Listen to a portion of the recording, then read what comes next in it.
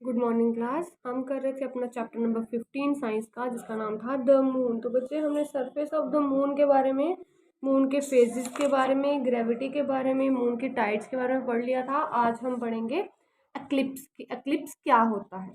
कहता an eclipse is a shadow formed in space that make the sun और the moon invisible for some time. कहता eclipse क्या होता है? एक शेडो होती है जो स्पेस में बनती है, ठीक है। किसके कारण? सन या फिर मून के कारण। जो क्या सॉरी जिसके कारण क्या होता है कि सन या फिर मून जो है वो इनविजिबल हो जाता है, मतलब हमें दिखता नहीं है कुछ टाइम के लिए। तो उसे हम बोलते हैं कि क्या है? एक्लिप्स है। मतलब एक्लिप्स के कारण क्या होता है, सन या मून जो है कुछ टाइम के लिए क्या होता है, हमें दिखता नहीं है। An eclipse occurs when the sun, the moon and the earth come in a straight line। कहता है eclipse कब बनता है? जब सूरज, चांद और अर्थ, पृथ्वी, हमारी तीनों क्या आ जाते हैं? एक स्ट्रेट लाइन में आ जाते हैं। एट सच टाइम, उस वक्त the heavenly object in the middle cast a shadow which partially और wholly hides the other heavenly object from the sun. अब इससे क्या होता है कि जो हेवनली बॉडी होती है, ठीक है, जो मिडल में होती है, वो एक शेडो बनाती है, जिसके कारण पार्शली, आधा मतलब, या फिर होल, पूरा का पूरा ही दूसरी हेवनली बॉडी होती है, क्या होती है? हाइड हो जाती है, मतलब छिप जाती है। अब इक्लिप्स की कौन कौन सी टाइप है? सबसे पहले आता है ल्यूनर एक्लिप्स। तो ल्यूनर एक्लिप्स क्या होता है? कहता when the earth comes in between the sun and the moon. कहता जब अर्थ किसके बीच में आ जाती है? सन और मून के बीच में आ जाती है ल्यूनर एक्लिप्स अक्कर, तब क्या बनता है? Lunar eclipse. When the earth revolves around the sun, sometimes it comes between the sun and the moon। अब कहता है जब अर्थ रिवॉल्व कर रही होती है सन के इर्द गिर्द, कभी कभी वो क्या आ जाती है? सन और मून के बीच में आ जाती है। The shadow of the earth cast on the moon. अब वो अर्थ की शेडो किस पे पड़ेगी? मून पे पड़ेगी। The part of the shadow that totally block the sunlight is called उम्ब्रा।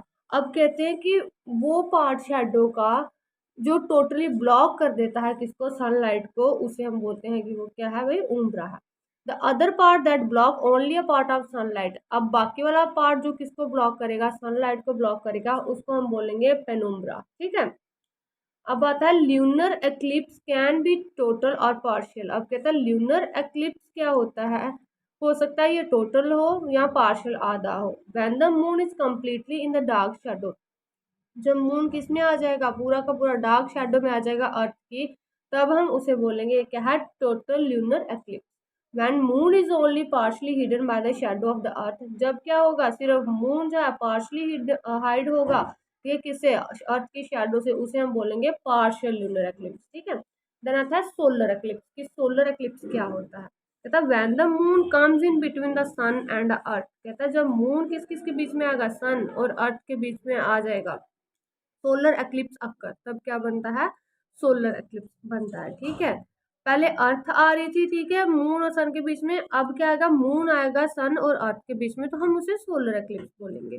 When the moon revolves around the earth it sometime comes between sun and the earth. कहता है जब मून अर्थ के इर्द गिर्द रिवॉल्व करता है, तो कभी कभी क्या होता है? ये सन और अर्थ के बीच में आ जाता है।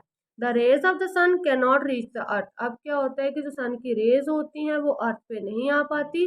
इन अदर वर्ड्स, अगर दूसरे वर्ड में बोले तो you can say that the shadow of the moon cast on the earth. दूसरे वर्ड में आप ये बोल सकते हैं कि वही मून की शेडो जो है वो किस पे आ जाती है? अर्थ पे आ जाती है। इसी को हम बोलते हैं ये क्या है? सोलर एक्लिप्स है। When the sun is completely hidden by the moon. जब सन जो है वो कम्प्लीटली छिप जाएगा मून के कारण, this is called, it is called then solar eclipse. उसे हम क्या बोलेंगे? वो क्या है? सोलर एक्लिप्स है। when only a part of the sun is hidden। जब सिर्फ सन का पार्ट हिडन होगा, it is called only part of the sun is hidden, it is called partial solar eclipse। जब क्या होगा कि सिर्फ सन का पार्ट जो है वो क्या होगा?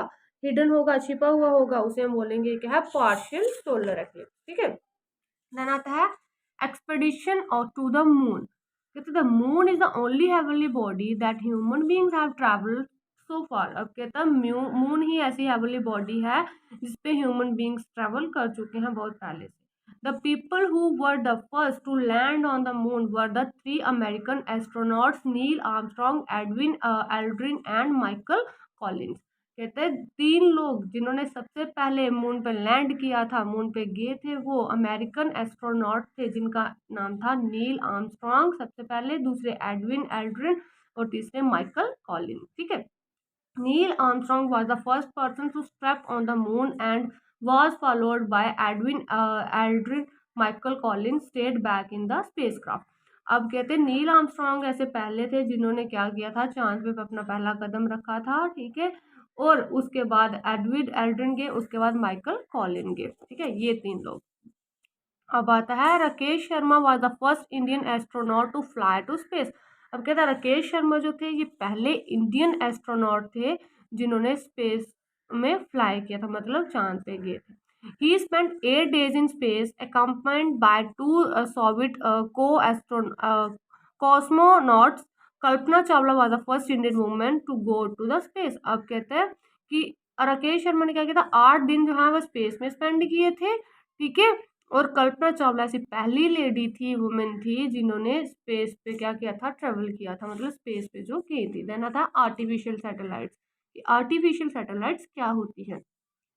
Artificial satellites are man-made objects that are sent into space to orbit around the earth। कहता आर्टिफिशियल सैटेलाइट जो है ये मैन मेड, इंसान के द्वारा बनाए गए ऑब्जेक्ट हैं जिनको स्पेस में भेजा जाता है। ठीक है, अर्थ के इर्द गिर्द ऑर्बिट के लिए, मतलब घूमने के लिए।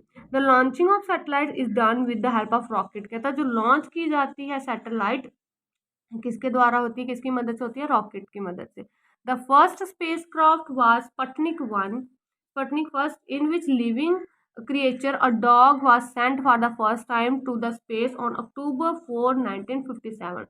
अब जो पहली स्पेस क्राफ्ट थी वो उसका नाम क्या था, स्पुतनिक 1, जिसमें एक लिविंग क्रिएचर मतलब एक जीवित चीज भेजी गई थी, और वो चीज क्या थी, डॉग। मतलब सबसे पहले क्या गया था, कुत्ता गया था। ठीक है, स्पेस पे कब, 4 अक्टूबर 1957 में। Aryabhatta was India's first artificial satellite. Since then, a number of satellites, including Bhaskara, Rohini, Instat-1A, Instat-1B, Instat-1C, and other have been launched। अब कहते हैं आर्यभट्टा जो थी वो पहली आर्टिफिशियल सैटेलाइट थी इंडिया की। उसके बाद बहुत सारी सैटेलाइट भेजी गई। ठीक है, जैसे कि Bhaskara, Rohini, इंसैट, Insat-1A, Insat-1B, Insat-1C, और भी बहुत ज़्यादा जो थी वो लॉन्च की गई। These satellites are very useful to us. कहते हैं ये सैटेलाइट हमारे लिए क्या है, बहुत ही ज़्यादा यूजफुल है। And help in many ways, और बहुत तरीकों से हमारी मदद करती हैं। Depending on their uses, artificial satellite are of different type. कहता डिपेंड करता है कि इनका यूज़ क्या है, इसलिए और अलग अलग आर्टिफिशियल सैटेलाइट की क्या है, अलग अलग क्या है, यूज़ है। ठीक है। अब सबसे पहला आता है वेदर सैटेलाइट। वेदर सैटेलाइट क्या होती है, कहता they send us information and picture of storm, clouds and ocean currents.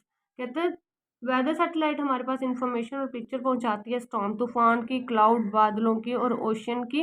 We use this data to make accurate weather forecast. और इसको हम यूज़ करते हैं इस डाटा को किसके लिए, एक्यूरेट वेदर फॉरकास्टिंग के लिए। ठीक है, मतलब मौसम की वो जानकारी के लिए यूज़ करते हैं। Communication satellite. अब आता है कम्युनिकेशन सैटेलाइट क्या होती है, कहते हैं these are use to transmit telephone conversation and TV programmes across the earth.